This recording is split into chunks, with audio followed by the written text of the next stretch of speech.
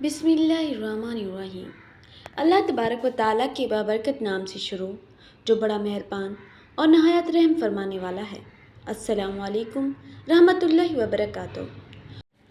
सूरतुल फातिहा, सूरतुल इखलास और सूरतुल कौसर की ताकत कुछ इस तरह से है कि इन सूरतों को एक साथ पूरे यकीन के साथ खुशू व खुजू होकर अल्लाह तबारक व ताला की रज़ा हासिल करने के लिए फ़कीर भी यूँ पढ़े तो वो भी चंद दिनों में मालदार बन जाए। प्यारे नाजरीन, ये तीन सूरतें सूरतुल फातिहा, सूरतुल इखलास और सूरतुल कौसर, अगर कोई फ़कीर भी इन तीन सूरतों को मिलाकर एक साथ पढ़ लेता है तो वो भी एक दिन ऐसा आएगा कि वो भी दुनिया का अमीर तरीन शख्स बन जाता है। जो शख्स किसी भी परेशानी के अंदर मुब्तला है, वो पैसों की परेशानी है, दौलत की परेशानी है, रिज़्क की परेशानी है, बस ये तीन सूरतें मिलाकर पढ़ने की देर है, उसकी तमाम परेशानियाँ इंशाअल्लाह हल हो जाएंगी। हर मुश्किल ख़त्म हो जाएगी, कर्ज़े से निजात मिल जाएगी। अगर वो मकरूज़ है, पैसों की बड़ी अशद ज़रूरत है, तो यकीन जानी अल्लाह तबारक व ताला की ज़ात ऐसी ज़ात है जो अपने बंदे को परेशानी में नहीं देख सकती। और अल्लाह तबारक व ताला अपने बंदे को इतना नवाजता है कि वहाँ से नवाजता है कि इंसान कभी सोच भी नहीं सकता।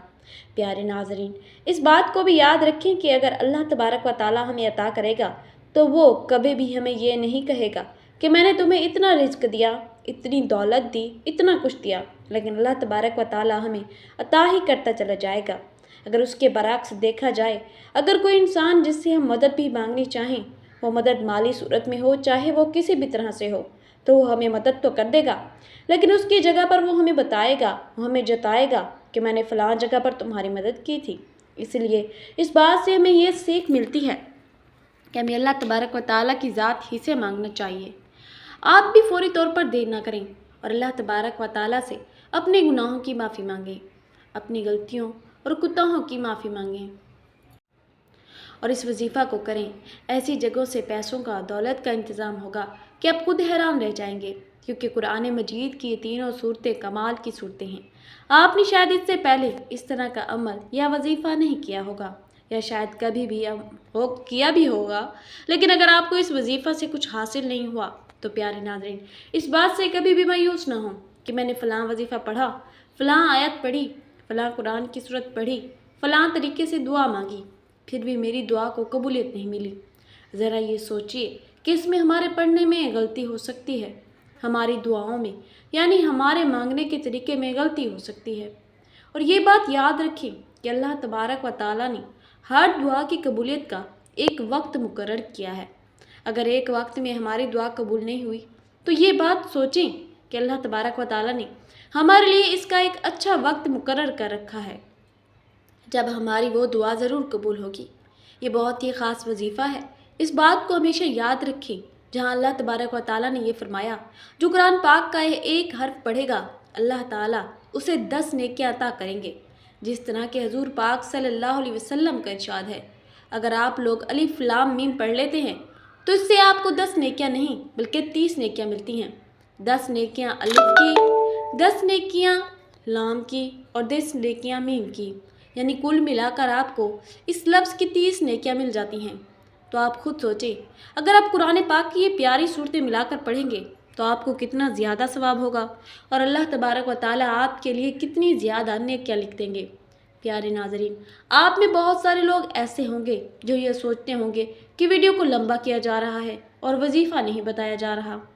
तो प्यारे नाजरीन, इस बात को याद रखें, अगर हम आपको कुरान पाक की कोई भी सूरतें या कोई भी आयत या कोई भी वजीफ़ा पढ़ने के लिए बताते हैं तो सबसे पहले उनकी फजीलत बयान की जाती है, उनके बारे में तमाम अहादीस और हजूर पाक सल्लल्लाहु अलैहि वसल्लम के सहाबा कराम के इकबाल को बयान किया जाता है। अगर हम ये माहौल पैदा करेंगे तो आप भी पढ़ने की तरफ आएंगे और उसे दिल लगाकर खुशू खुजू के साथ पढ़ेंगे और आपकी दुआ ज़रूर कबूल होगी। प्यारे नाजरीन, ये वजीफ़ा करते ही आपकी ज़िंदगी बदलेगी, हालात बदलेंगे, दिन ब दिन अरूज मिलता चला जाएगा। बस एक अमल से ऐसी जगह से रिज़्क आएगा, इतना आएगा कि आप खुद भी हैरान हो जाएंगे, अल्लाह तबारक व ताला का शुक्र अदा करेंगे। प्यारे नाजरीन, बेशक अल्लाह तबारक व ताला की ज़ात सबसे बड़ी है और अल्लाह तबारक व ताला ही मेहरबान और रहम फरमाने वाला है। اللہ تبارک و تعالیٰ اپنے بندے کو ہمیشہ نوازتا ہے۔ اس بات کو یاد رکھیں، بے شک جتنے بھی وظائف کریں، بے شک جتنی بھی دعائیں مانگی ہیں، لیکن نماز سب سے پہلے ہے۔ اگر آپ 5 وقت کی نماز ادا کریں گے تو اللہ تبارک و تعالیٰ کے پسندیدہ بندے بن جائیں گے، اور اللہ اپنے پسندیدہ بندوں کو کبھی بھی مشکل میں نہیں ڈالتا۔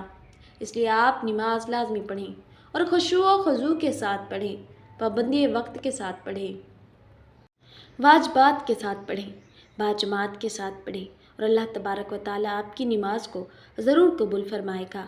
اگر ہم اپنی فرضی عبادت ہی کو پورا نہ کر سکیں تو ہمیں نفلی عبادت کرنے کا بھی کوئی حق نہیں۔ نفل عبادت بعد میں آتی ہے، پہلے فرضی عبادت ہے۔ اس لیے سب وظائف کرنے سے پہلے اس بات کو ذہن میں رکھیں، 5 وقت کی نماز لازمی ادا کریں، اور نماز ادا کرنے کے بعد آپ کوئی بھی وظیفہ پڑھیں گے تو اللہ تبارک و تعالیٰ اس کو ضرور قبول فرمائیں گے۔ بے شک پیارے ناظرین، یہ اتنی مبارک صورتیں ہیں کہ ان میں سے ہر ایک سورت فاتحہ کی اپنی شان ہے، اس کی اپنی طاقت ہے کہ اس کو حضور پاک صلی اللہ علیہ وسلم نے فرمایا کہ یہ نور ہے، اور سورۃ الکوثر یہ دشمنوں سے نجات کے لیے ہے، اور سورۃ الاخلاص رزق کی فراوانی کے لیے ہے۔ اس کا وظیفہ تو میرے آقا نے اپنے غریب صحابی کو بتایا، جو چند دنوں میں اتنا مالا مال ہوا کہ حضور صلی اللہ علیہ وسلم کی بارگاہ میں حاضر ہوا اور عرض کی کہ یا رسول اللہ، آپ تو اتنا رزق اللہ نے عطا کر دیا ہے کہ سمجھ ہی نہیں آتی کہاں کہاں خرچ کروں۔ میری ضروریات کو پورا ہونے کے بعد بھی میرے پاس رزق کی فراوانی ہے، مطلب اللہ نے میرے رزق میں اتنی زیادہ برکت ڈال دی ہے۔ پیارے ناظرین، اب آپ نے کرنا کیا ہے؟ سب سے پہلے آپ نے حضور سرور کونین امام الانبیاء خاتم النبیین صلی اللہ علیہ وسلم کی ذات پر درود پاک پڑھنا ہے، اور درود پاک پڑھنے سے پہلے تعوذ اور تسمیہ پڑھتے ہیں۔ جب تعوذ پڑھتے ہیں تو شیطان مردود سے نجات مل جاتی ہے، شیطان پھر عمل میں دخل اندازی نہیں کرتا، اور جب شیطان دور ہو جاتا ہے تو 100% ہمیں وظیفے کے اندر طاقت مل جاتی ہے، کامیابی مل جاتی ہے۔ دیکھیے، اعوذ باللہ پڑھنے میں چند راز ہیں۔ اعوذ باللہ پڑھنا گویا خلق سے خالق کی طرف رجوع کرنا ہے، اور یہ تصوف کی پہلی سیڑھی ہے۔ شیطان انسان کا دشمن ہے، رب العالمین انسان کا مولا ہے، مددگار ہے۔ مولا کے پاس حاضری دینے میں شیطان راستہ قطع کرتا ہے، توڑنے کی کوشش کرتا ہے، تو انسان پکار کر عرض کرتا ہے، اے مولا، تو ہی مجھے شیطان سے بچا لے، اور شیطان کے شر سے بچا لے، اور اپنی بارگاہ میں حاضر فرما لے۔ اور انسان تصوف کی منزل جب طے کر سکتا ہے جب ادھر سے طلب ہو، پھر اسی طرح قرآن کریم میں اللہ تبارک و تعالیٰ ارشاد فرماتا ہے کہ قرآن کو نہ چھوئیں مگر پاک لوگ۔ اعوذ باللہ من الشیطان الرجیم، بسم اللہ الرحمن الرحیم پڑھنا ہے۔ یہ پڑھ کر اس کے بعد آپ نے نیت کرنی ہے، کس چیز کی؟ دولت کی، عزت کی، شہرت کی، مال و مال ہونے کی، غیب سے خزانہ حاصل کرنے کی، غیب سے رزق حاصل کرنے کی، اپنے لیے رب کی رحمت حاصل کرنے کی آپ نے نیت کرنی ہے۔ یہ جتنی چیزیں بتائی ہیں ان کو سمجھنا ہے اور یاد رکھنا ہے، اور اس طرح پڑھنا ہے۔ سب سے پہلے آپ نے درود پاک 7 مرتبہ حضور علیہ الصلاۃ والسلام کی ذات مبارکہ پر پڑھنا ہے۔ پھر اس کے بعد آپ نے سب سے پہلی سورت فاتحہ، اور اس کا مطلب ہے کہ کھولنے والی سورت، اس سے مقدر بھی کھلتا ہے، قسمت بھی کھلتی ہے، رزق کے دروازے بھی کھلتے ہیں، اس سے بہت ساری چیزوں کے راز کھلتے ہیں۔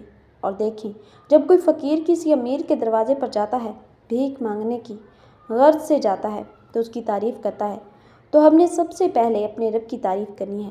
وہ یا فقیر کا یہ کہنا ہے کہ گھر والا بڑا سخی ہے، یہ اس کی تعریف ہے۔ ہم نے کیا کہنا ہے؟ الحمدللہ رب العالمین کے تمام جہانوں کا پالنے والا وہ رب ہے، اس کی ذات ہے جو تمام جہانوں کو پالنے والی ہے۔ تو جب ہم اس کا ذکر کریں گے، اس کا تذکرہ کریں گے، اس طرح اس کی شان اور عظمت کو بیان کریں گے تو بات بن جائے گی۔ تو اس ترتیب کے ساتھ آپ نے اس عمل کو کرنا ہے۔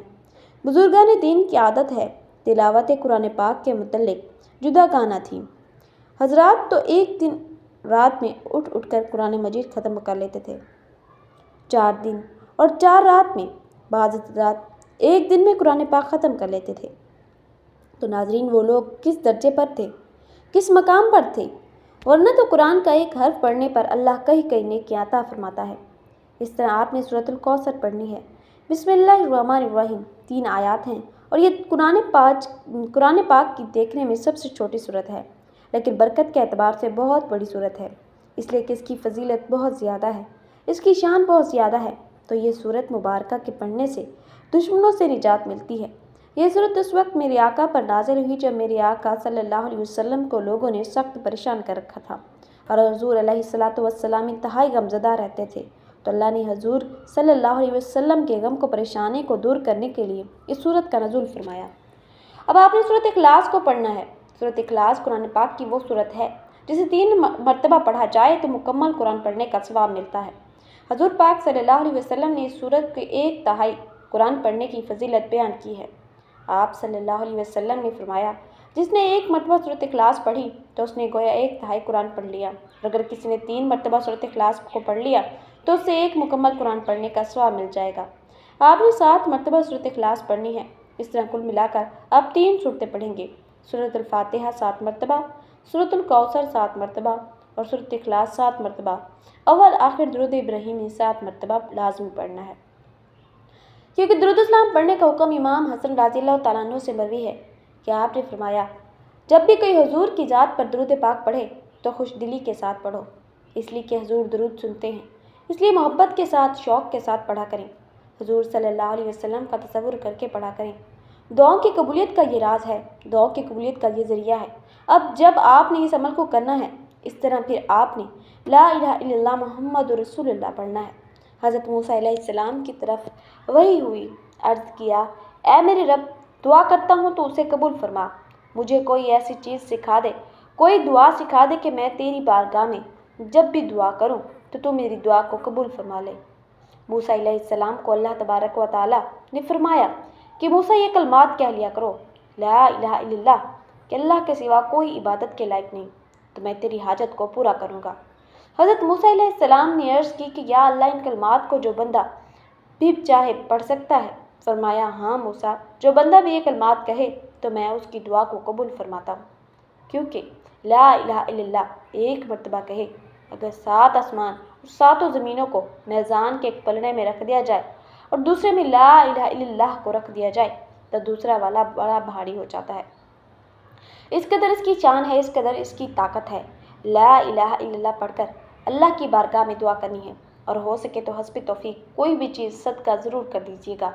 پیارے ناظرین، اس بات کو یاد رکھیں، سب سے بڑا صدقہ کسی بھی ضرورت مند کی ضرورت کو پورا کرنا ہے، خواہ وہ کپڑے کی صورت میں ہو، کھانے کی صورت میں ہو یا دوائی کی صورت میں ہو، یا چاہے کیسے بھی کسی کی مشکل ہو۔ اگر آپ کسی کی مشکل کو دور کر سکیں یا کسی ضرورت کو پورا کر سکیں تو اس کی ضرورت کو پورا کرنا سب سے بڑا صدقہ ہے، اور اس کا اجر اللہ تبارک و تعالیٰ کئی گنا کر کے عطا فرماتے ہیں۔